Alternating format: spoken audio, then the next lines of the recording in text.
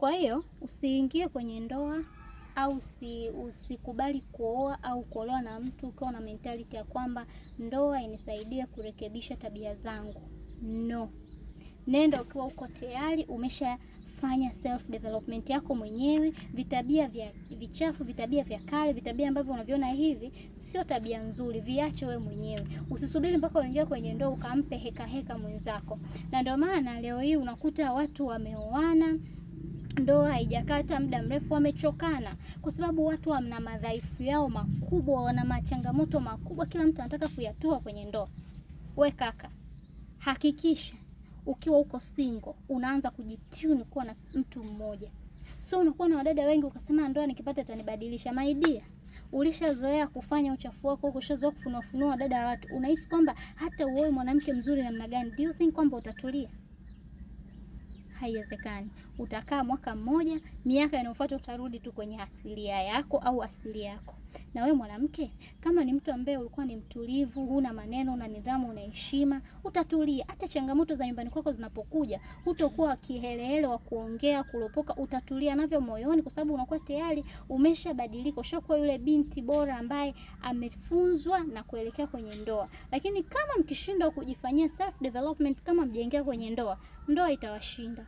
Na ndio maana watu wengi ambao wako kwenye ndoa zao ambao zimewashinda, ukifuatilia utashangaa baba anachepuka nje, sijui mwanamke anaongea sana, mwanaume anachoka, hawezi kurudi nyumbani mapema, anaamua kukaa huko baa mpaka alfajiri. Kwa sababu gani? Wote waliingia na mentality kwamba ile furaha ya ndoa ambao wanaiona kwa wenzao yawezekana ikawafanya na wenyewe pia wabadilike tabia. Labda maisha ya ndoa yatawafanya wabadilike tabia. Mwenye jukumu la kubadilisha tabia yako ni wewe mwenyewe, sio mtu wala sio mzazi wala sio maisha yako ya ndoa.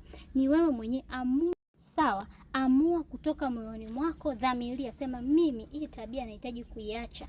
Kama ni dhambi za uzinzi, uasherati, kila kitu uacha mapema kabla hujaingia kwenye ndoa. Kwa sababu ukisema nikiingia kwenye ndoa ndo nitatulia, itakukosti.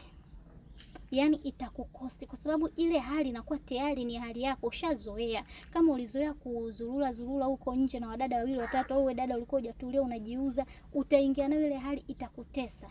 Iko siku utamwona yule kaka ni wa kawaida. And bad thing, kitu cha kwenye ndoa watu wanafikaga mahali wanazoeana. Sasa kila kipindi ndio kipindi kibaya. Sasa kama hujawa na self control, self discipline, yaani utajikuta tu unaanza kuchepuka nje kule, unatafuta vitu vipya, uvionje vinafananaje. Utajikuta tu unatafuta faraja. Yaani kama wewe ni mtu ambaye ulikuwa ukigombana mwanamke, unagombana na boyfriend wako, ndio unatafuta kiboyfriend kingine. Ukifika kwenye ndoa maidia, umegombana na bwana wako, utamtafuta yule John, utamtafuta yule Juma, utamtafuta si Jose, utasema yule mimi alikuwa ananipa amani, ngoja nimtafute akaniliwaze. Ndoa haitokufanya wewe ubadilike tabia na tabia njema. Ila mwenyewe ukiamua unaweza kubadilisha tabia ulionayo. Hata watu kwenye ndoa, mtu anafika kwenye ndoa anaona ya nini sasa ile nilikuwa nafanya, na naamua bora nibadilike. Mtu anabadilika, anakuwa na tabia njema na mambo yanaisha. Kwa hiyo ndoa ikufanyi wewe kubadilika kutoka kwenye tabia mbaya kwenda kwenye tabia nzuri, ila uamuzi ni wako wewe mwenyewe. Ni wewe mwenyewe kuamua kutoka ndani kwamba sasa nahitaji kuwa na tabia njema, nahitaji kuwa kama ni mume bora, kama ni mke bora, niridhike na mke wangu mmoja, nitulie. Wako watu wengi leo hii wanadhalilisha huko na mabinti mitandaoni.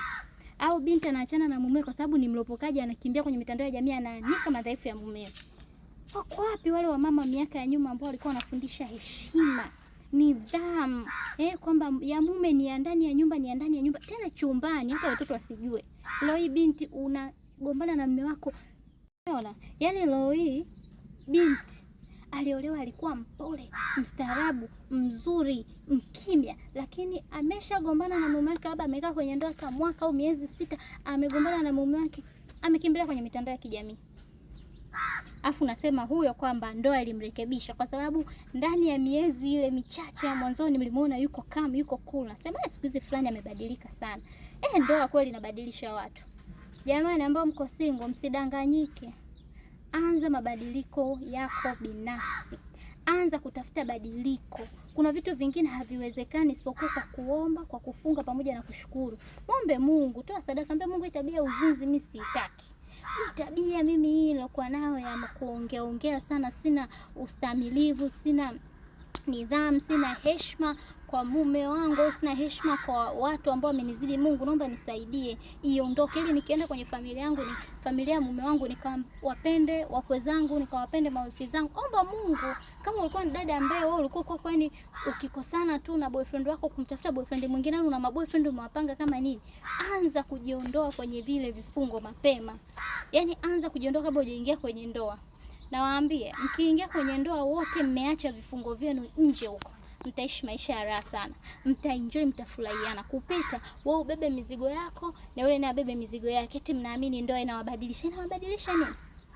Ndoa inawapa muda tu. Yaani after sometimes tutakuja kuona two colors of you guys. Yaani kama wewe ulikuwa ni muuni tutakuona, kama ulikuwa ni mzima tutakuona, kama ulikuwa na changamoto zako tutakuona. Kwa hiyo my dears, fanya mabadiliko yako mapema. Anza kubadilika mapema kabla hujapata kitu chochote kwenye ndoa. Na acheni mentality za kudanganyana hizo, si mitazamo, perception hizo za kudanganyana kwamba ukiingia kwenye ndoa